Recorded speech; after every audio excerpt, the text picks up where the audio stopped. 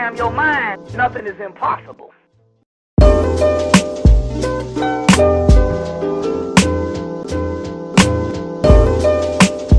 What up, y'all? It's Hawdwerk, and you're not watching More Than Just Jokes. Hawdwerk. Yes, sir. What's going on, brother? Man, just living, bro. Long time coming. I know, man. I appreciate being here, man. Yeah. Appreciate it, bro. Thanks for having me. I've seen you. You seen me. We passed. Don't know what's going on. Yeah. Alternative rap artists. Alternative rap. That's what I'm calling it, man.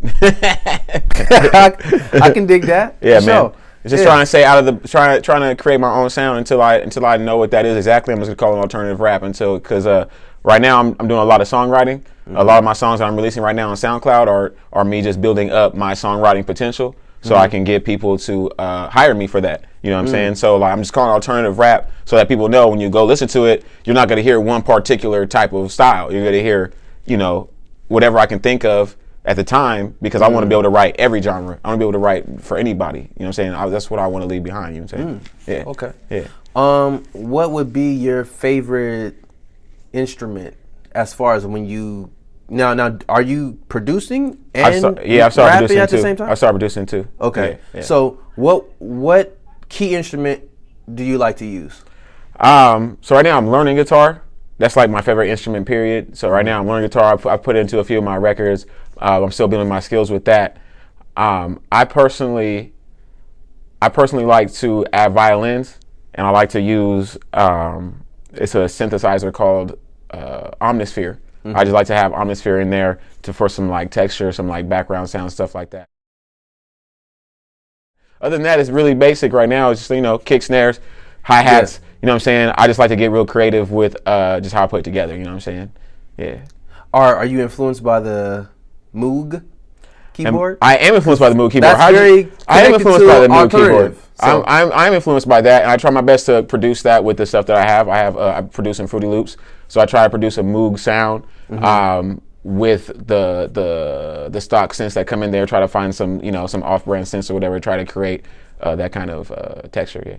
Oh, okay. That kind of bass line. I love bass lines. I always start every beat with a bass line. Yeah. Talk about bass.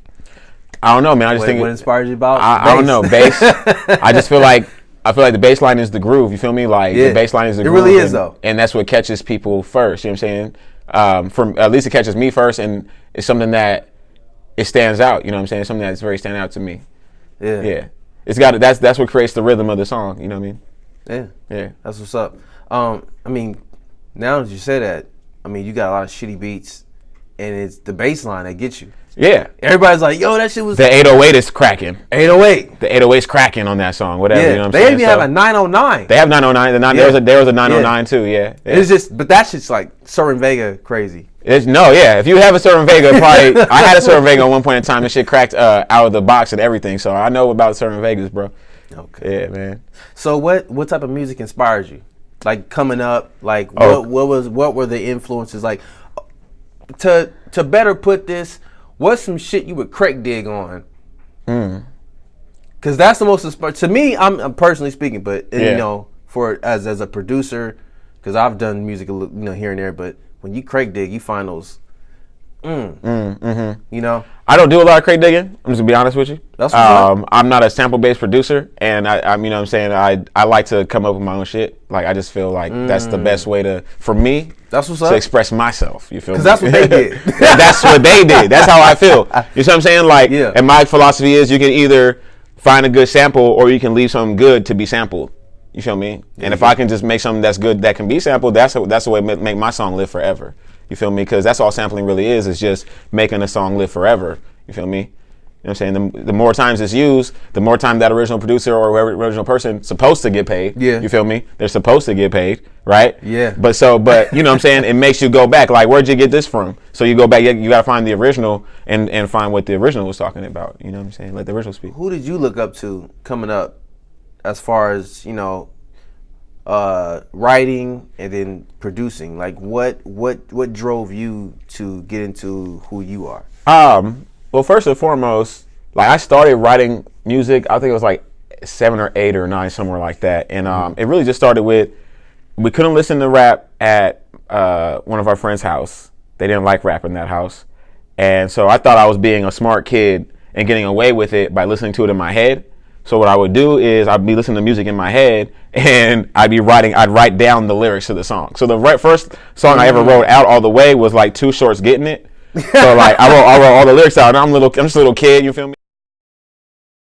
My mom, when I told my mom favorite rapper was Too Short, she was like, that can't be your favorite rapper. You know what I'm saying? My cousin was like, that can be your favorite rapper. Like, you can't not Too Short, you feel me? But like, I didn't know his other music. But you can hear it. I didn't know his other music. Yeah, I knew the words to that song. I didn't know his other music. I just knew that song, you feel me? And so I wrote all the words. I was like, oh shit, I just wrote these words. I could probably write my own words. Like, you feel me? And that's how I started like learning how to write my own words. And I don't think I really knew how to write a song. Like, I didn't know like the structure and how to do it until I became an adult. But I've always been just writing lyrics or whatever, you know what I'm saying?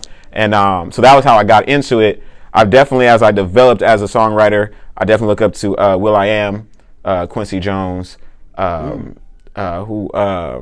Robinson, DJ Quick is my favorite producer of all time. That's the other D Blake. Yeah, he is D Blake, David Blake. That's right. That's right, bro. Yeah, that's right. Sure. Shout out to DJ Quick. He's man. Sure. And that absolutely Jay-Z, Eminem, Nas, Snoop, Exhibit, DMX. You know what I'm saying? Those kind of guys. And man, Planet Asia, Chase Infinite, those kind of guys. You feel me? So. Dilla? I'm not the biggest Dilla fan in the world. I can hear you. But he's cool. They didn't change my life, and that's okay. Right. That's okay. You feel me? Yeah. Because most cats you hear like Dilla changed my life, man. I was like, like I heard CT Fletcher changing motherfuckers' lives. Okay. But like Dilla, exactly. He's cool, man. Cool. I definitely respect the legend. You feel me? But this is how I look at it. Like music comes to you and you enjoy music in certain environments. I never listened to Dilla. I never had sex to Dilla. You know what I'm saying? I never danced with a girl to dance to Dilla. I never had a family party to Dilla. You know what I'm saying? Dilla never got me through like a rough patch. You feel me? So like, it's cool. I can listen to it on a very like basic fan level. But I'm not as like Dilla changed my life. I can't. Right. You know what I'm saying? I can't really say that. You know what I mean? What about Jay Electronica? Jay Electronica that's the god right there, bro. That's the guy right there. That's the guy right there. Turned around. Jay Electronica, he's a incredible writer, bro. He's incredible with the pen. Yeah, absolutely. Yeah. Okay. Yeah. Quasimodo, Madlib's alter ego. That's that eclectic shit. It's cool. You feel me? I mean, you said alternative. Yeah, alternative. That's definitely alternative. That's definitely alternative. Yeah. I definitely was into that for a minute. Again, one of those types of projects where it's like, I like it, but isn't impacting me like in the real world. You feel me? It's substance wise. Like, it's cool. It's different. Like, I get it. It's different, but it's, you know what I'm saying? How is this gonna help me get through work today? Like, you know what I'm saying? Yeah. That's that kind of shit. Yeah. I used to go to Fat Beats off of Melrose. Okay. I've been there a few times. Yeah, a couple times. I don't think it's still there. It's gone, man. It's gone. It's gone. They closed the LA one down. Yeah. I think they closed a couple of them down. They think they're online only now. Yeah. I think. But that was the shit though. Yeah, Fat Beats was the spot. Fat Beats was the spot. Yes, sir. Yes, sir. Absolutely. That was definitely the spot. If there was a session that you could be in listening to, and whatever artist. I forgot to say Michael Jackson, bro. I got the Michael Jackson in there in my. Okay, all right. I had to throw that in there. If there was a song session, if you could be there, what song would it be and what artist? Something that's been recorded, or something that's been recorded, or it doesn't even matter. Like, if you can even imagine. I think I definitely would have wanted to be there for the Thriller sessions. I definitely would have wanted to be there for Thriller. Like, I've listened to that top to bottom a couple times. Yeah. With a very I was listening for research purposes, not just as a fan. You feel me? Right. And I'm like, if I could just be there, I'm still learning more stuff about that album. Who played the drums on what, and who played this on that? And it's like, this seems like some legendary, once in a lifetime type of shit. I definitely would have been right next to Quincy Jones during that time. It's interesting. I learned how to mix. So Young Guru, Jay-Z's engineer, has an online on a Skillshare. Have you heard of Skillshare? Yeah. So Skillshare, he has a mixing class on Skillshare.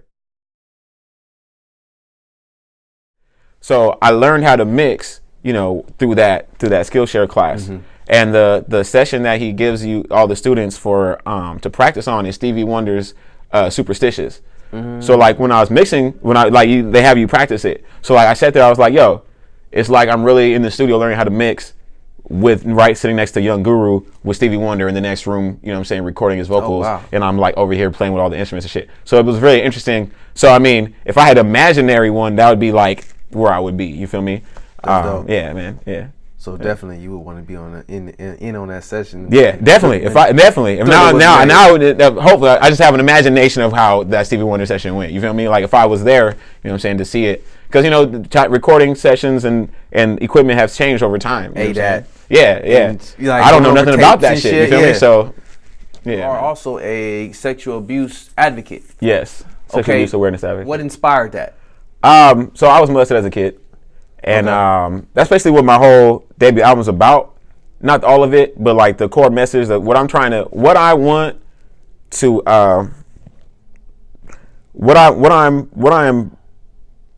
bringing into the industry or bringing into the community.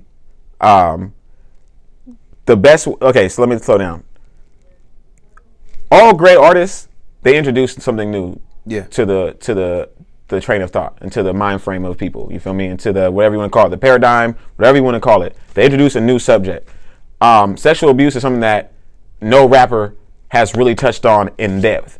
I've heard songs where people reference it, Tupac has referenced it, Common has referenced it, Immoral Technique has referenced it, but there's been never a first-hand account of it. You know what I'm saying, in the music industry as far as rap is concerned. I think Korn did something about sexual abuse, one of the members of Korn, but I've never heard no hip hop song where somebody was like, yeah, I've been molested and this is how I feel about it. Like, I've never heard it. It's actually something that I feel like for me was a challenge growing up, because, you know, as a black man, you learn or try to learn what it means to be black. You learn, right. You know what I'm saying? What does that mean? Like, okay, so that's a struggle. That's a struggle within itself. Right. So I've never felt like I was as a black person in America. I don't ever feel like I was underrepresented in the media. I feel like growing up in the '90s, there's plenty of black TV shows, plenty of black comedians, plenty of black movies. Now it might be maybe people have different perspectives on that, but that's just my perspective. Right. Where I do feel underrepresented or misrepresented is the fact that I never saw how to deal with sexual abuse. You know what I'm saying? I never saw that. It's something that nobody really talks about, something that nobody really presents on a mainstream level or even on a person-to-person level. You know what I'm saying? I've never had no one-on-one conversations till I was an adult about sexual abuse. You know what I'm saying? You learn about it. So what I'm saying is, what I want to be is a catalyst for this change. To be able to be like, okay, yeah. Even if not, I'm not saying everybody. It would be cool if everybody came out and was like making songs about it, or whatever. But what I'm really hoping for is that people, within their own lives, within their own minds, and within their own communities, within their own families, they come to grips with whatever traumas that are going on in their lives. You feel me? So I want to be the guy to help bring that change around. You know what I'm saying? Bring that change about. So, you know, I went through my own recovery process. I was in the therapy up until the end of last year. So that's like, I had like 5 years. You know, I've been on silent meditation retreats. So I've been doing all kinds of shit, trying to just get my mind right, trying to get everything back in order. Because there's a lot of things that occur with sexual abuse that people don't talk about. A lot of people want to deal with the emotion. You know what I'm saying? But we know that the emotion is just a reaction to the mental state. Like, we know that. So nobody actually talks about the mental state. Nobody actually talks about the mind and how it affects the mind and how it affects the brain and how, you know what I'm saying, the brain affects the rest of your body. The brain sends signals to the rest of your body. The brain sends chemicals to the rest of your body. Right. If your brain is messed up, your chemicals are off. I might be bipolar. I don't know. I might have some other stuff going on in my body. I don't know, because hospitals they won't give you MRIs or CT scans based on sexual abuse or traumatic, something traumatic like that, unless it's like a blunt force trauma. And I didn't have a blunt force trauma, right? So I don't know. So that's something I might not ever get to know. Yeah. So that's why I got to talk about it. You feel me? Because there's people. I've dealt with the emotional stuff. I've dealt with the mental stuff. I was diagnosed with PTSD in 2012. Mm-hmm. So I've been through cognitive processing therapy. You know, done shrooms. I'm not advocating shrooms or anything like that, but I've done shrooms. You feel me? I got legally. I don't want anybody to be told, work does shrooms. Let me go get some shrooms. I'm just saying I did it. You know what I'm saying? Parental advisory. But anyway, be around happy people. I do advocate it, but you know, legally I don't. You feel me? So Absolutely. I've done all kinds of things to get to the place where I am now, and I just want to share that with people. It's really, the album's really not even really about me. It's about me because it's based on my life story. I'm giving the universal topic from my personal experience, but that's because that's the only way I can deliver it. But it's really about the lives it can change and lives it can affect. Because 1 in 6 boys go through something like that, and 1 in 4 girls go through something like that, and the numbers are actually growing. So because I feel like the numbers are growing because more people are coming forward. Feel me? It might be a whole lot more than that. But if you just look at that, like 1 in 6 boys, I got 5 homies. I was the one, maybe there was another one. Maybe within the 12 homies there was 2. You feel me? But you would never know. And since I've been talking about it, not on the internet since about like 2012, 2013. And I've had some of my close friends I've known for a long time, like, yo, I've been through something like that. I've been through something like that. And you would never know. Yeah. You would never know because nobody talks about it. So since nobody talks about it, and I feel like, in my personal opinion, it's big business not to talk about mental health. It's like really big business to not allow people to access the information that's going to give them mental strength. It's big business, you feel me? So I got to be on the other side of that. I just got to be, you feel me? Absolutely. Yeah. Now, what do you feel about how how that affects manhood? Because most guys will be like, oh, well, you was molested, nigga, this nigga gonna be gay now. Exactly. It's like, nigga, what the fuck? Like, I'm glad you brought that up. I'm glad you brought that up because I'm glad you brought that up. I did a video about that topic already online. I'm glad I'm here talking about this with you because I want to talk about a whole lot of stuff that I haven't talked about online yet. Okay. So that way we can, like, this could be a maximizing this. Let's do it. So homosexuality. So let me also throw in that after I went through my own therapy at the Riverside Area Rape Crisis Center, I volunteered at the Riverside Area Rape Crisis Center as a hotline counselor. So I've been through some training. I'm not like a registered psychologist or nothing like that, but I've been through some psychological training. So I say this with confidence, not just because I think it. Homosexuality and sexual abuse are not connected. Me, not to cut you off, you don't need training. I know I don't. It's a whole lot of shit. It's just like, I don't need training to have common sense. If I got a homie that used to be gangbanging, he been shot, he seen niggas have been killed. Why the fuck does he have to go to school to be a gang counselor? Right.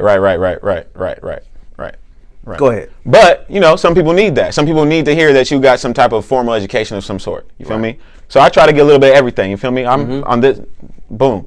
So homosexuality and sexual abuse are not connected.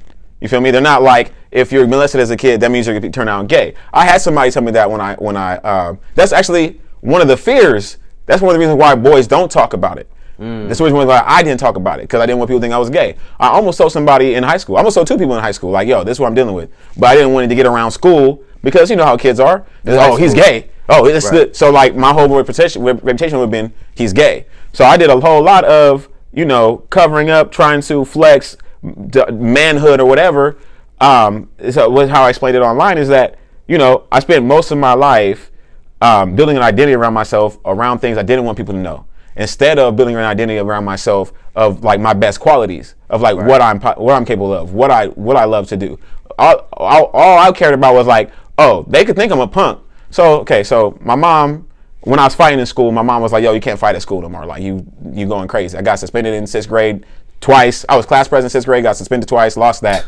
Feel me? I had 3 other occasions in middle school where like Donald Trump. I was whooping ass. You was Donald Trump. Yeah, I was whooping ass trying to be the president. Yeah, I was trying to be president, but I was out here trying to, whoop niggas ass up. So 3 other things that happened that year where it was like, yo, you gotta chill. So all throughout high school, I didn't fight. So all throughout high school, people were able to say whatever they wanted to me, do whatever they want. Because I was like, yo, if I fight, I'm going to piss my mom off. I respect my mom more than I respect my reputation, which looking back, that's silly. But looking back, it's a little bit silly now. Right. But, hey, that's why I was a kid. I was being taught. That's what I was being taught. So, but in my head, I was like, they can think I'm a punk as long as they don't think I'm gay. You feel me?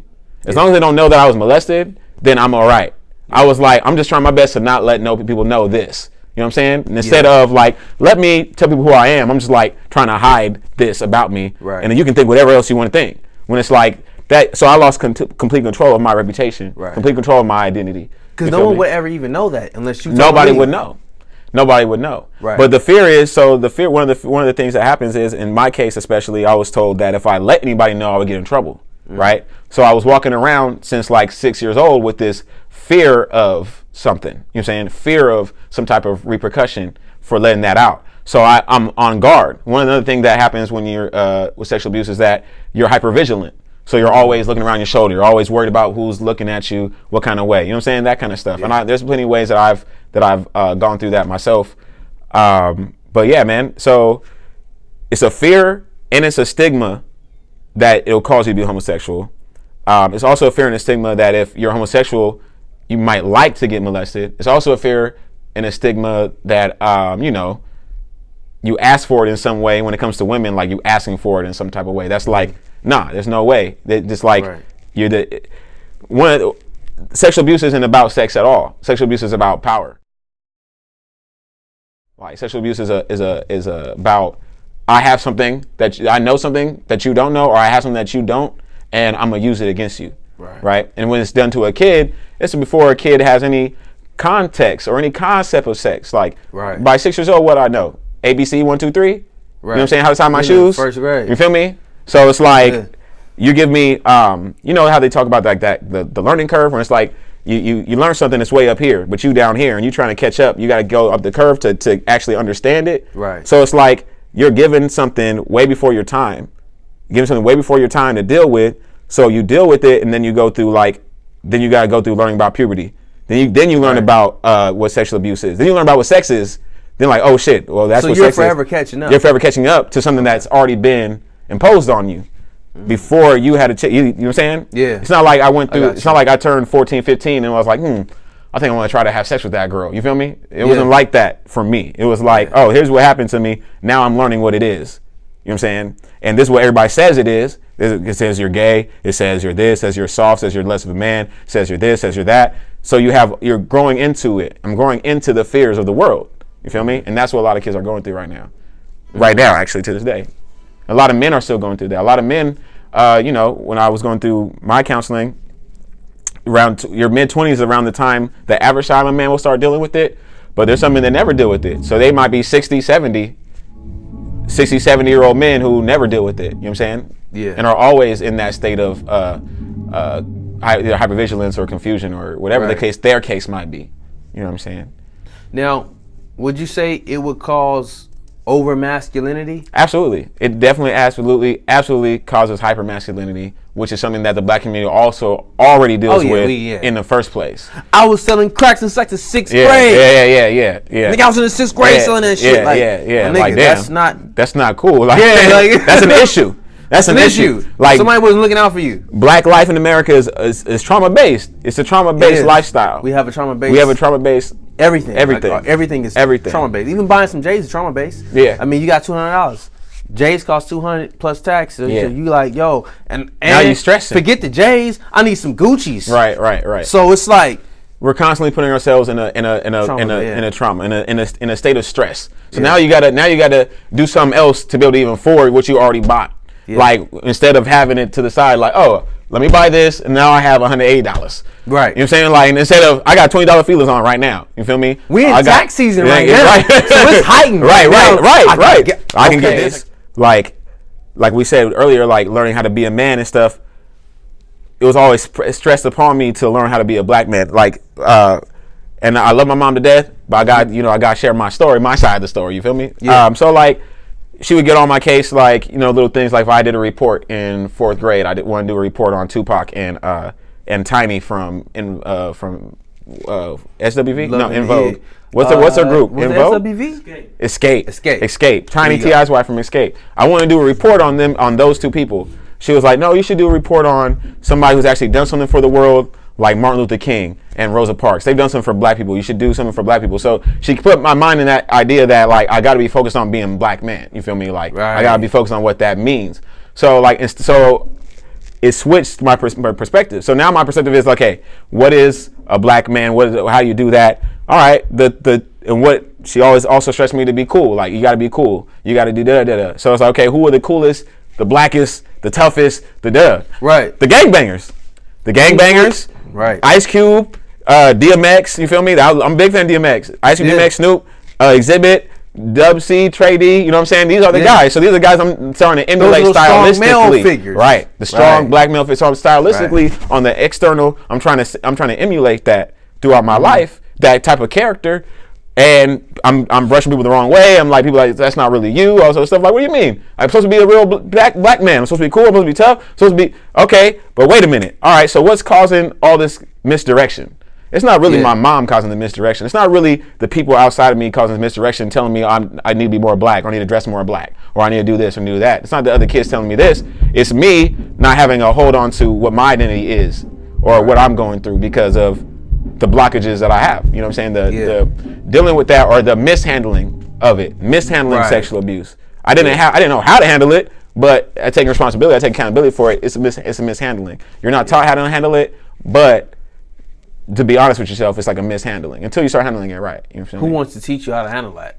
Who can? Right. Like, who can teach you? There is no one you can just be like, you can't just walk up to anybody and say, hey man, can you help me handle this shit? It's right. Like, nigga, what'd you just tell me? Right, exactly. I'm gonna tell you, you can't trust it. Exactly. It turns into a whole trust issue. To me, it feels like it turns into a whole trust issue. Like, right. I can't tell everybody about this. You can't tell anybody. That's how I felt. You know what I'm saying? I started telling people. I started, you know how boys are. So like they in freshman football practice, whatever, they're talking about who had sex, who didn't have sex. And I was like, what if you had sex before you knew you were having sex? And they were like, oh, what? Like they got really excited, right? So like in the moment, I started. They thought you was on a whole other level. Right. He know. So like, but then I was like, you know what? This ain't right. No, let me not tell these guys because this is gonna turn into something. You know what I'm saying? So like, definitely trust issues. Can't tell nobody. Definitely can't. You don't know how to deal with it. Can't tell nobody. So it separates you from everybody. It separates you from everybody for sure. And everybody has an idea. You know, people. That's just how people are. Everybody's gonna create the idea of you in their own head. Yeah. Right. And the less you're able to project who you are, you know, correctly, I guess is the word I'm looking for, or maybe intently projecting yourself, you can be 1,000 different people to everybody. You feel me? Everybody can have a different opinion of you. You feel me? And it can all be negative. You feel me? Like it all be like whatever. You feel me? Because it's like a different role when you get with different people. Right. Exactly. Like Exactly. Yeah, man. So it's tough, but again, it doesn't have to be. You know what I'm saying? I'm not trying to tell a story of sadness or be sympathetic of me. That's cool. But what I'm trying to say is, you know, it's not impossible. Like obviously, it's not impossible. You just haven't been given the tools. In a nutshell, a sexual abuse advocate, you can live your life. Right. As long as you are moving past it. Right, exactly. It's not staying stuck in it. You can't stay stuck in it. Because a lot of people, you see these movements, it's like you're stuck in it. Exactly. And the thing about it is too, sexual abuse is a form of trauma, right? Right. It's just one form of trauma. Absolutely. But the trauma itself, that's everybody has to deal with the same type of effects of trauma. Trauma has a certain effect on you. So the effects are the same for anybody. So a lot of people that have heard the album or have heard what I'm talking about are like, yo, I get it. That didn't happen to me, but my parents were abusive, or my dad abused my mom, or my parents left, or whatever. So there's different forms of trauma. You feel me? Being sexually abused isn't the only way that you can relate to the story. Right. Ethical capitalist. I'm an ethical capitalist, yes. yes. Can you define that? I can define it. I can define all this. So, like we were talking about, let's start with the sweater. Since like we were talking about the mind, right, and projecting your true identity and all these different things. I'm a firm diehard believer in what you think and what you put into your mind, you get back from the world. Like I'm a firm believer in that, and because of this sweater. So how this sweater even came about? So it's like we talked about. So this is what I want to throw in too. So cool. This is a good segue into all that. So like we're talking about, I was doing a lot of research into like the black identity for a long time, around up until like 2012. Around 2012 when I started dealing with the sexual abuse, right? Right. So dealing with like the black identity and the black consciousness groups and all these different things, I was like, man, I know so much about these different things, but I don't feel no more confident about myself. I don't feel like I've enlightened myself. I don't feel like anything's really changing. if anything, I'm more angry. If anything, I'm just out here just upset, just out here just feeling worse. Right, because so the information lets you dive deeper. Right. You're like, oh shit. Like, right. So once I started dealing with the sexual abuse stuff, that's when I started seeing everything start to shift. I started seeing things, literally. So the homie, how it even started, my homie, we were talking in his garage, and we were just talking, had a real conversation. He was like, I was molested as a kid. What do you want? And I was like, oh shit, me too, bro. Like, just real casual. Oh shit. But then when I thought about it, went back to the car, went back to my girl. I was like, babe, he just said this, and I told him, yeah, but like, I've never said it out loud before. I had never said it out loud. That was like 2011. I had never said it out loud before. That was like 1996, maybe, I think, 92. Oh, 92 to 2011. That's almost 20 years. Almost 20 years I never said anything to anybody about it. So I was like, yo, I swear to shit you not, in that moment, I felt like literally a shift in my brain. I literally felt my brain move. Like, it felt like something like, uh-oh. Like, it came up, one of my neural pathways or some shit, then erupted or some shit, and I was like, oh, shit. Feel me? It got worse. Things definitely got worse before it got better. But in that time, like, I almost killed myself on alcohol. In 2009, I almost killed myself with a knife. Almost slit my wrist, but I didn't. 2011, almost overdosed on alcohol. Tried to drink a whole bottle of Bacardi to myself. So yeah, it definitely got worse before it got better. I went through a lot of different dark shit before it got better. But one of the things that I started dealing with, law of attraction, the mind power and all that stuff, that's definitely stuff I was learning from, like the Black consciousness groups and all that. But I wasn't able to apply it, so I started dealing with the sexual abuse stuff. So I got pulled over one time, and I was so mad at this cop. I had been studying more science, and I've been looking into who else? Phil Valentine. I was looking tell him his job. I was exactly. I was like, oh, you think you no, whatever. But I was hot. I was mad. I was like, whoo, this whatever. And he was like looking at me. He was like sending me the paper. He was looking at me. I was looking at him, and I was like, damn, I think I'm tripping. Like, after it was over, I was like, I think I'm tripping. But then I was like, yo, I'm tired of getting pulled over. I'm tired of getting tickets.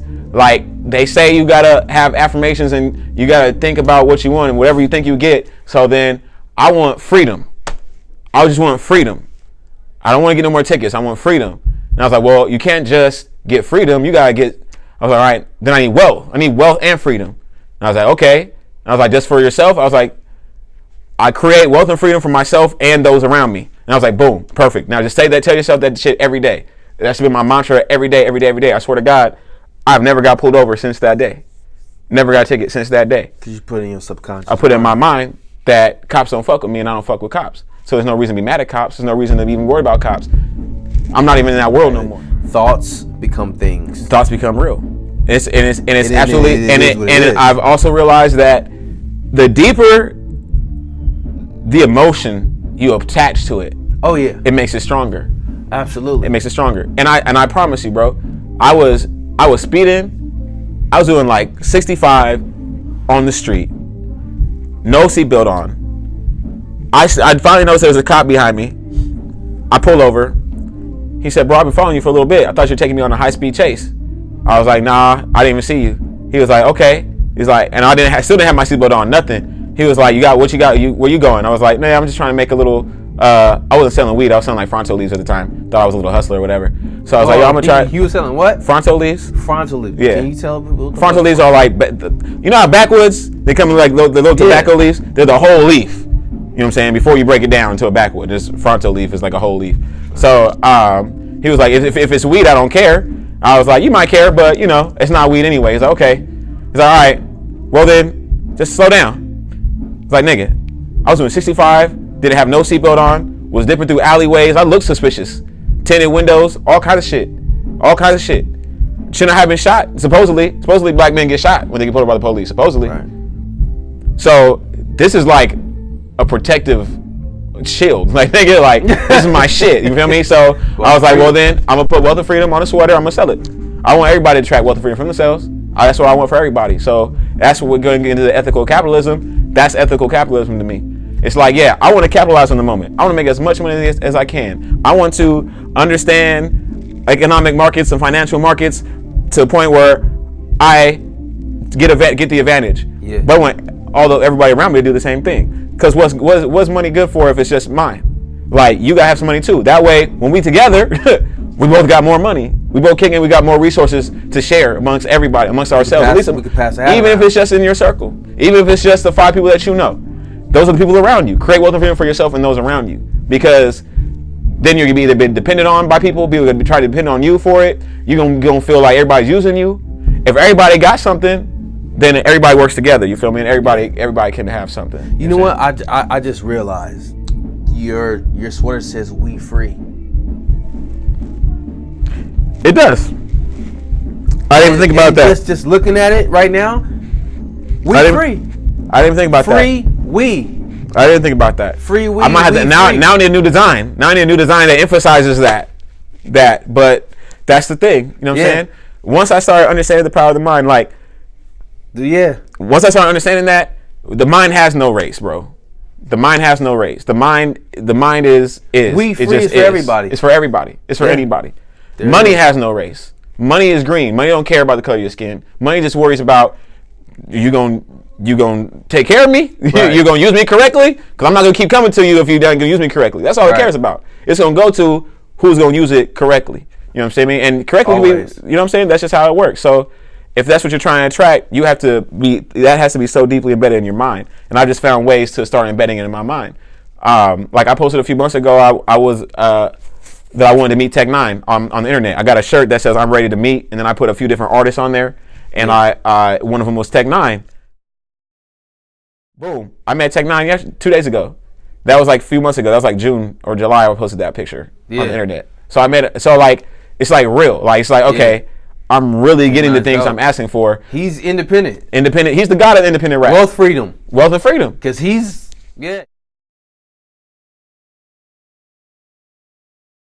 Yeah, that's what that's all about, bro. Ethical capitalism is wanting to take advantage of the situation, wanting to get the best, but the other part of it is that I'm not trying to get it. I'm not trying to take advantage of you to get it. Right. I'm not trying to get over on you to get it. I don't have to do that. I don't have to get over on you to get it. I don't have to sell you some bullshit webinar. I don't have to sell you some product that don't work. I don't have to do none of that to get my wealth, to take advantage of capitalism. It's not an MLM. It's not an MLM. It's just a mentality. It's a mentality. And that's what I want to spread to people. That's all I got. You feel me? Because like, what else is there? Yeah. What else is there in this country to achieve? Wealth and freedom. That's it. That's all you can do. You come down to the simple basics. Keep it simple. Keep it simple, nigga. Kiss. Keep it simple, stupid. Exactly, bro. That's what's up. Yeah, man. All right, so let's talk about the album. For sure, man. So like I said, man, the album is the main concept of the album is like the sexual abuse stuff. Cause that's the thing I'm pushing it so hard because nobody's talked about it before, and it's like, yeah, I got party records on there. I got other real life records on there. It's all 100% like to the T, my life story. Like I didn't embellish, exaggerate at all. I wanted to give people. You vented. I vented. You feel me? And then there's still fun stuff on there, and none of it's like sad, depressing shit. It's all like just telling you the story, walking through the process. So when people listen to it, if it's something that directly relates to them, right, or something they've been through, they can have an idea of what it's like to get through it. They can have an idea of what it's like to deal with it. They can have an idea of what's like after that. Right. And anybody else that just likes to hear good music, likes to hear a good story, there's no reason why you would turn it off. Right. You know what I'm saying? I think it's like the perfect album. But it's been very indicative of dealing with sexual abuse. It's been rocky trying to get it out. It's been rocky trying to get people to see the vision clearly, and just allowing it to happen. I've dealt with so much stuff behind this. I had to keep from whooping a nigga's ass. I was trying to say it nicely, but to keep from fighting somebody. Whatever the fuck you want here. I pulled the records from him. He was my engineer for a long time. I had to pull my records from him and move on. You feel me? Yeah. So he started talking to me a little out of pocket. I think maybe because I told him what happened, he kind of started feeling like he could talk to me a little bit different. Maybe he thought it meant that I was a little bit more softer than I was. You feel me? Or something. Just the way. It's just never that. Interestingly, it was just interesting the way. And that's another stigma. People think, oh, you're just a little pushover now because of that. It's like, not really. No. Nah. It makes me actually more angry. To me, inadvertently, you just told somebody, yo, I killed a nigga a long time ago. You gonna play with me? Yeah, I just told you I killed the nigga. Yeah, exactly. To you, I mean, exactly. Dealing with trauma, you're like, yo, I've exactly. seen some. Exactly. Think I'm playing with you? You think I'm playing with you? Right. It makes you. That's another thing, bro. It makes you so angry. It makes you so angry at everything because it's something that you can never really like. It's like, damn, if I knew what was going on, it wouldn't have happened. And I think that's the cause of the anger and just the confusion that it causes. Yeah. But because of that, yeah, I'm a little bit more hostile than people probably see because I smile a lot. But it's something I'm trying to keep under wraps. But so after that, breaking up with that dude, I had a falling out with the producer. I started putting this project out in 2016. I put the trailer out. It's a 1 minute trailer of the short film that goes along with the album. And the producer, once I got a manager, he got really upset and started feeling left out. And it was like, it's unfair that you have a manager, all this other stuff. So we got to get a contract now. And we didn't have a contract the whole time. It was just like, whatever. So why I want to bring this up is because when you get into music, get into business, I want people to know that if things aren't put into writing, they become easily manipulated. And what happens is, as an artist, if you don't write down, if it's not a work for hire agreement, or if it's not an agreement that says, hey, I own this outright on paper, you have to sign it, writing. If it goes to court, the judge is gonna split it. You know what I'm saying? The judge is gonna default to splitting it amongst whoever was involved, right? Instead of it going to the sole owner, who I consider myself to be. Now, right. At the time we started working on it, I let him know. It was at the time, right? So it was 2012. I had just got married, just started dealing with sexual abuse, alcohol-ridden brain, shit like that. But I was learning about business. I was studying business. I was learning about things. And I didn't say the words. I didn't say, hey, I want to own the master rights to this album. I didn't say those out loud. But in the original conversation, I was like, look, this isn't a collaborative album. Album is my album. You can produce it, but at the end of the day, it's going to be mine. That's what I said. I should have said, I want to own the masters of this album. And even still, even if it's just a verbal agreement, that won't hold up in court over matters like this, over creative things like that.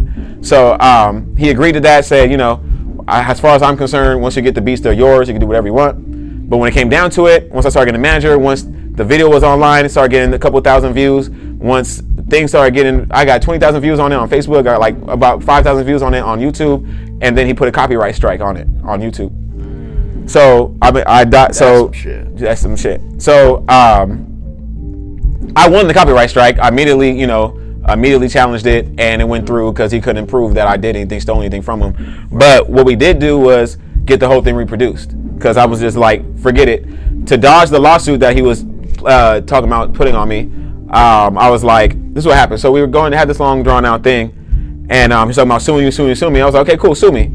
I was like, sue me. But he said something. He said, so let me get this straight. You want to use my beats, but you don't want to do any actual business with me. And I thought about it, and I was like, yo, he hit me up to do this. Right. He was like, I want to work with you. I said, this is what I'm trying to do. This is what we can do. So I was like, and then I was like, nah, I wasn't trying to use your beats in the first place. Yeah. I wanted multiple producers. For the project. Right. I wanted multiple producers. Go ahead. With that said, go ahead. I'm going to cut you off, but go ahead. What's up with you and Jansport J? I don't trust Jansport J. Does that tie into this? No, it wasn't Jansport J I'm talking about. Because the first I got word of, it was you guys. I got word of. I didn't get word of just, it was Hawdwerk and Jansport. It was all in one that I heard of. I was like, okay, they got a project. They did their thing. No, I don't trust Jansport J. We can go into further than that if you want me to, but it's just, it is what it is. Dealing with your perspective, you're an honest person. You want to tell your side of the story? I just want to say, all honesty, sure. I mean, you don't have to go into detail, but just like, Jansport J, facts. He knew more about the business side than I did at the time when we started working together. So I put all my trust into his vision, right? Mm-hmm. But it was always supposed to be a collaborative vision. But I put my trust into what he. So at the time, like we did High Power Moves, most of the songs on High Power Moves, he already had the ideas or the hooks or the concepts for, right? and I was just writing to his concepts, his hooks. It wasn't like me telling my story or getting my artistic vision per se out. Yeah. Like I said though earlier, I want to be a songwriter. I want to write songs for anybody. So when he's coming with the concepts, I was like, okay, cool, I'll write to these concepts because I want to be able to write about anything. You went with the flow. I went with the flow. Once I started going, okay, I'm learning more about the business. This is what we should be doing. It was like, no, we shouldn't do that. You're wrong. Okay, I'm wrong about this. I'm wrong about that. I'm wrong about that. If I wanted to write a song more than once, it was like you're too picky. You're too picky. You're just taking too much time or whatever. It was a lot of different things where I was just always wrong for whatever reason. I was always wrong. When I find out Chance the Rapper has rewritten songs 50 times. Even there's a story. I listen to a lot of classical music. There's a story about this one composer who rewrote a concerto 3 times, and one time because he didn't like it. The second time got sunk in the Titanic, right? So he had to rewrite it the 3rd time. Yeah. So great musicians of all time understand that there's a rough draft, there's final draft, there's drafts. It's not just you just go scribble some shit and let it go. You just that's low level. Not everybody's Tupac. That's low level shit. Like, I'm sure Tupac rewrote some shit too. Yeah, maybe we got to keep his persona. We can keep his persona. I'm sure Tupac rewrote a few times. He scribbled some shit out like nigga with this one take. Right. Jay-Z, he might be like, I might have freestyled it, but let me go back. Let me re-go. Yeah, let me. There's plenty of songs where I'm like, yeah, this is it. But sometimes it's like, nah, this ain't it. Let's rework it. So it's just like, okay, why is it always when I have an idea, it's always like, no. Oh, why is it always when I'm doing something like creatively that I know is right, it's always like, no. Okay, cool. So I didn't necessarily like High Power Moves all the way when we put it out, but I let it go. I was like, okay, fine, I'll let it go. Black Balls, I was like, yo, this album ain't right. We went through a whole lot of friction before putting that album out. Yeah. It was a team. It was me, Jansport, the DJ. We had Day One was mixing. My brother was involved. My wife, who was my girlfriend at the time, was involved. And it seemed like okay, my word isn't as strong as Jansport J's word in the situation. Yeah. But looking back, nobody likes that album. So it's like, okay, if nobody likes that album, why didn't y'all listen to me in the first place, right? If nobody likes the fact that we try to go with this company to help push us, but then this company ended up, doing us dirty, why didn't you listen to my idea in the first place? Well, I want to go over here anyway. So like my leadership wasn't respected in that situation. My creative artistry wasn't being respected in that situation. And looking back, to the truth, man, Jasper just was the type of guys that it's like he's plays like he's down for the team, but he's really down for himself. Who was the dynamics? Was he producing? He was producing. He was producing, coming up with a lot of the song concepts. I'm not saying I didn't write any of the song concepts or anything like that, but he was definitely producing all the beats. He would come to me like, I think this is the sound. So I'd be like, okay, what's the sound? This is the sound. What's the idea? Then I would write to the idea that he had. You feel me? Right. Once I started going like, look, this isn't the right sound. Here's the deal. So we started. My wife is really close with Chris London, who's Thurs manager. Thurs from You and I. Okay. So You and I, they were popping in like the early 2000s too. So Chris London was like, yo, you guys are tight. You guys are cool. We all know you can rap, Hawdwerk. We all know you can rap. But what's your story? And I was like, I was already feeling that way. I was already feeling like, man, there's something not right about our music. It's just not connecting. Kendrick's music connects with me. Dom Kennedy's music connects with me. I don't even feel like my music connects with me the way their music connects with me. Why isn't it connecting? Yeah. Chris London was like, you're not telling your story. I was like, cool. So I went to Jansport like, look, we got to start telling our story. Like, we got to start being like our life. Like, not just writing concepts and whatever. Let's tell our life story. He was like, we don't have no life story. We're just two goofy kids from West Covina. That's it. No, I'm like, that's it. No, it's absolutely not. Absolutely not. Absolutely not. So I was like, a lot of things I was going through early on, like 2012 and stuff. I started doing this thing called the blue collar thing, where I was wearing a blue collar on stage and I was doing all kinds of shit, trying to tell that side of my story, knowing that I was trying to involve everything, trying to wrap up everything, but I didn't know how to do it yet. You feel me? But I was like, I had ideas that I threw out to Jansport J when we were together that he ended up doing with other people. You know what I'm saying? Like, he would tell me that this is not a good idea, and then after we broke up, he would go do it with other people. So like, I was like, we should not be Hawdwerk Jansport J. We should be Work Sport. So let's shorten it down, make it easy for people to remember. He's like, no, it's a bad idea. Ended up doing a project with a dude named El Prez. They called it Press Sport. And when I saw that shit, I was like, it's like, this nigga crazy. Like, this nigga mad crazy. He's definitely a biter. Well, but, like, so anything sport was just like, no, I can't be part of that because it's contradicting my respect level of the guy I was doing business with. Right. To me, that's what I would think. That's what I would think. Like nah, let's not do this.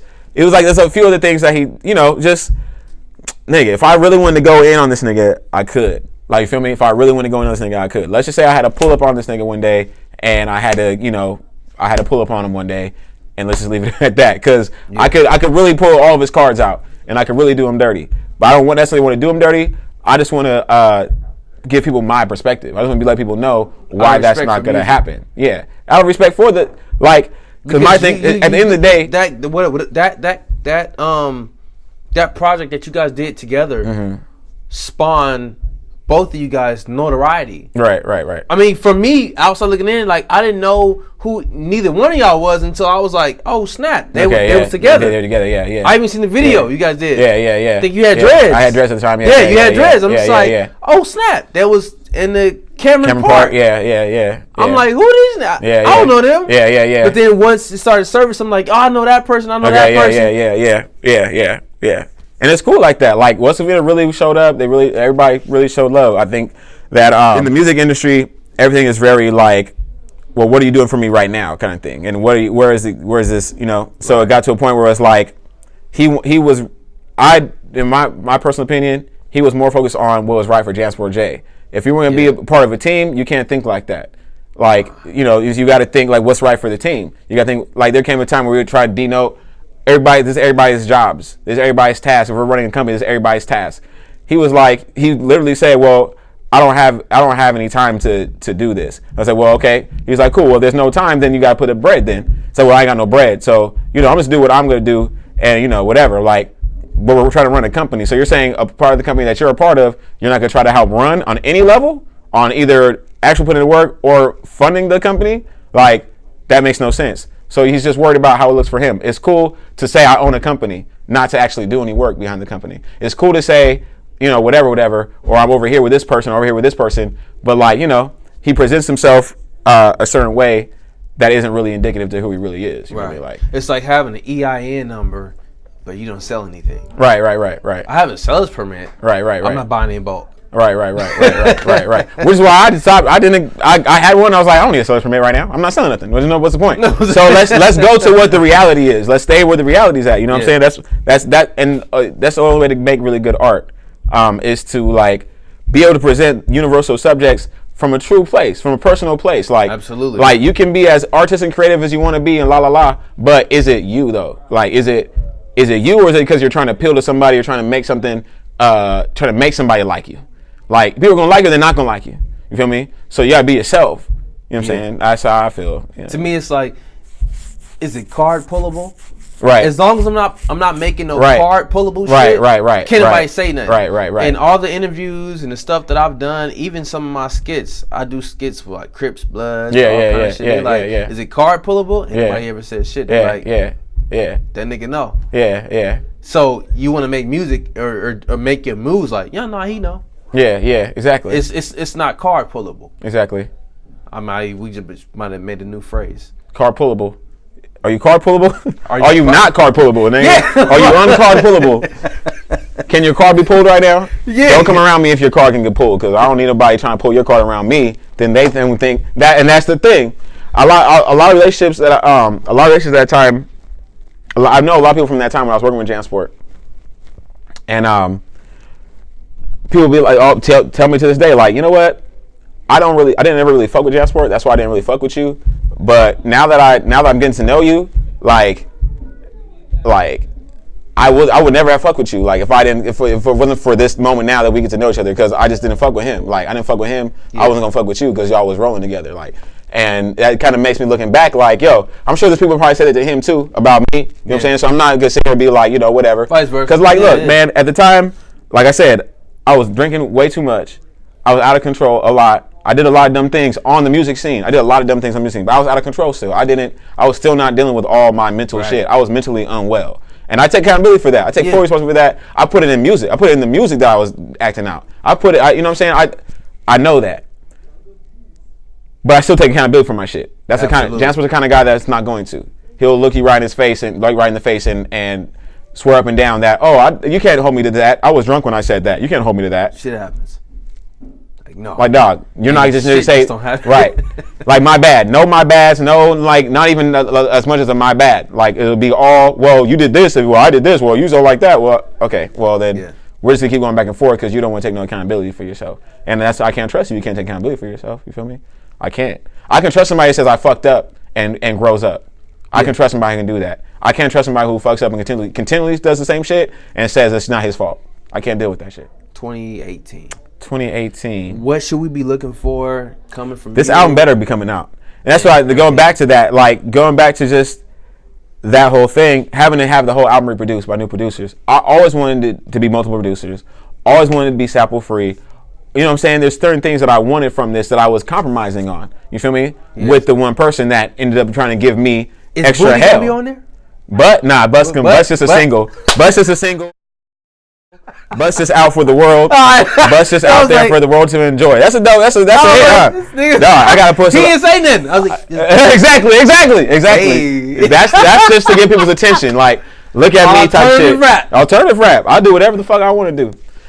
So yeah, the album's coming out. Keep your attention. To keep your attention, bro. The film's coming out, and you know, I just need people around that trust the vision. Once the people that are around me that trust the vision are solid, like, yo, I want you to do this. This has to happen. Yeah. It'll come out. But right now, I'm still weeding out all these people that are like wishy-washy and whatever. You know what I'm saying? So, like for example, I have a homie. The trailer I was telling you about. I have a whole short film for this album. I have a homie. His name is Hasib. He's doing crazy numbers right now on all of his videos. Mm-hmm. He told me straight up himself.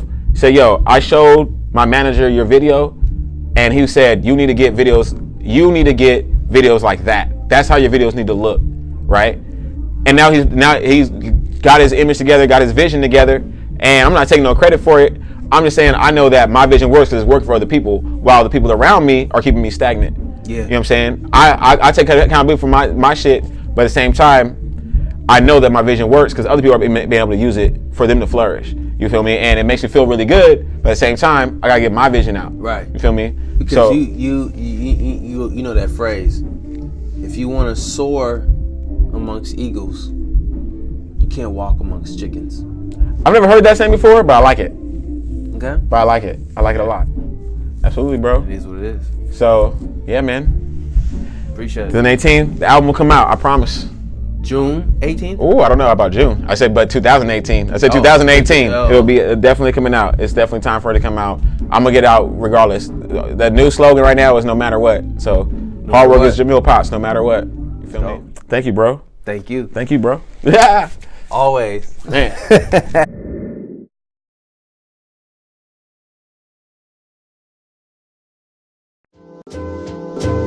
Program your mind, nothing is impossible. Program your mind, nothing is impossible. Nothing is impossible.